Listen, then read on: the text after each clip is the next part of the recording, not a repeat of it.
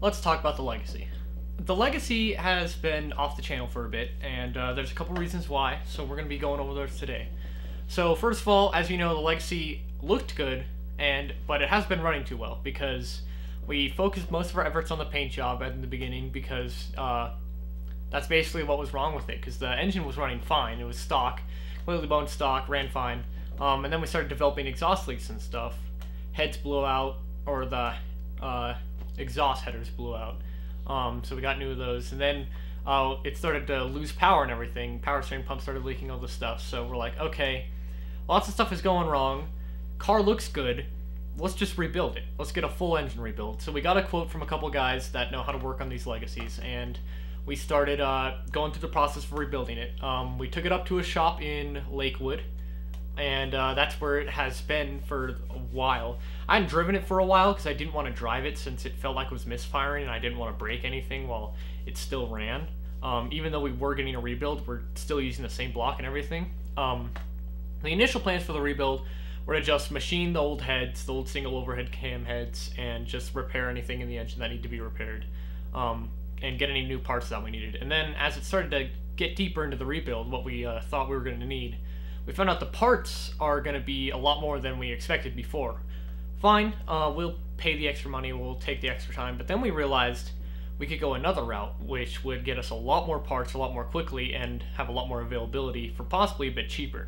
And that was to go full WRX top end on the engine. So EJ22T block, which is a closed deck block, oil squirted stock, very strong block. I think it's got a forged crank or forged rods, either or, stock. So great stock block.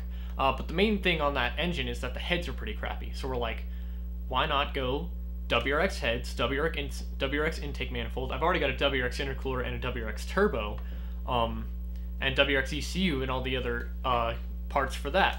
So we're like, okay, let's go with that, because the part availability will be really good. We'll be able to make a lot more power. The engine will be so much better that way. It's just all around a better option than just rebuilding the stock engine, because it's a nearly 25-year-old engine at this point. Why not take the good part of that engine, the main short block of it, and put on WRX parts to make it even better, get that part availability going and all that. So we're like, let's go that route. So we start researching parts. At this point, the car had gone through a compression test. We found out the cylinder 3 was misfiring, plugs are fouled, all this stuff. So all the stuff that we already knew was wrong with it and we needed to fix it. So they parked the car outside the shop, and they're just like, okay, we'll let it sit there until we get the parts, which makes sense. That's just what you would do. So then we get to the sad news. A couple days ago, we found out, a couple days ago, actually yesterday, we got a really bad hailstorm. Down here in South Denver, where we are, the hail wasn't that bad. No cars got damaged that we know of. It was light hail, it wasn't really big. But up in Lakewood, where the car was parked, they got golf ball sized hail. Windows were shattered and everything. And the Legacy was parked outside. So all our work that we've been doing the past year we've had the car, all that body work, all the filling the dents, getting it repainted, making it look great, it looked awesome, new windshield, everything, it's pretty much all at this point been reset. So I'm gonna throw up some pictures, some videos. Hail damage on the hood, a bit on the roof. We couldn't get a really good look at it, because when we went up at the shop they were closed, so we just decided to hop the fence and get some pictures real quick and then leave, because the shop is a good hour's drive from us.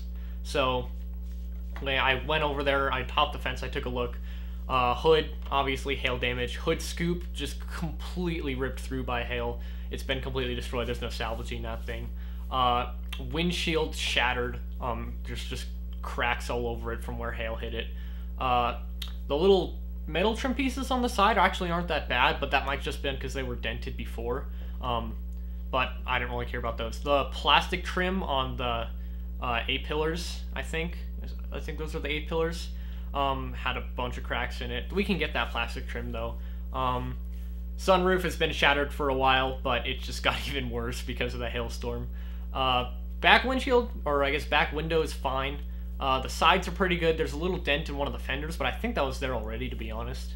The trunk lid hail damage. Spoiler's fine because it's fiberglass, so it didn't dent and it didn't crack at all, which is good. But yeah, lots of hail damage on the hood and on the trunk. The roof has some pretty good dents, as you can see.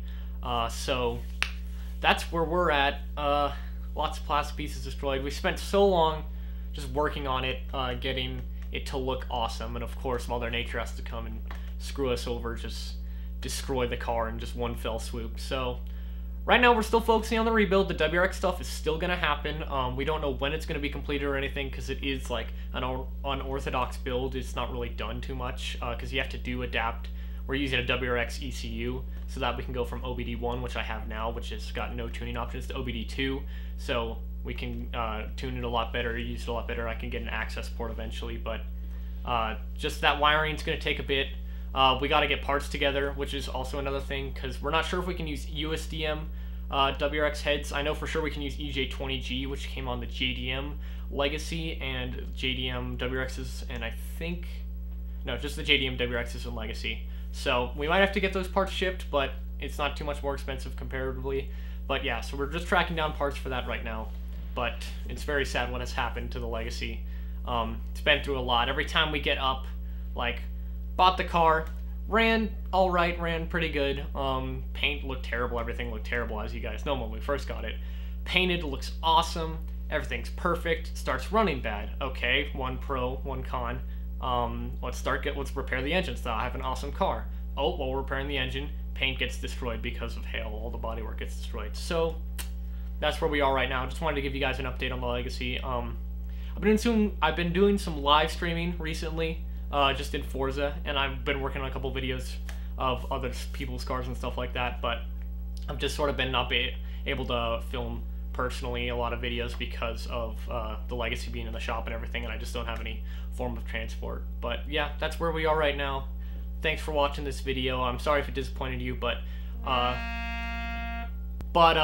yeah, the hail damage will be fixed eventually. Everything, the bodywork's gonna get fixed eventually. It's just, it was so good and it took so long. Now we're gonna have to redo a lot of that work. We're not gonna strip and paint it. We're probably just gonna get regular hail repair, but still, that's very expensive. New windshield's gonna be expensive. Tracking down those plastic pieces, getting new hood scoop, all that stuff. It just adds up. It's just sucks. But yeah, Legacy's gonna be back hopefully before summer break starts. That's what we're aiming for right now.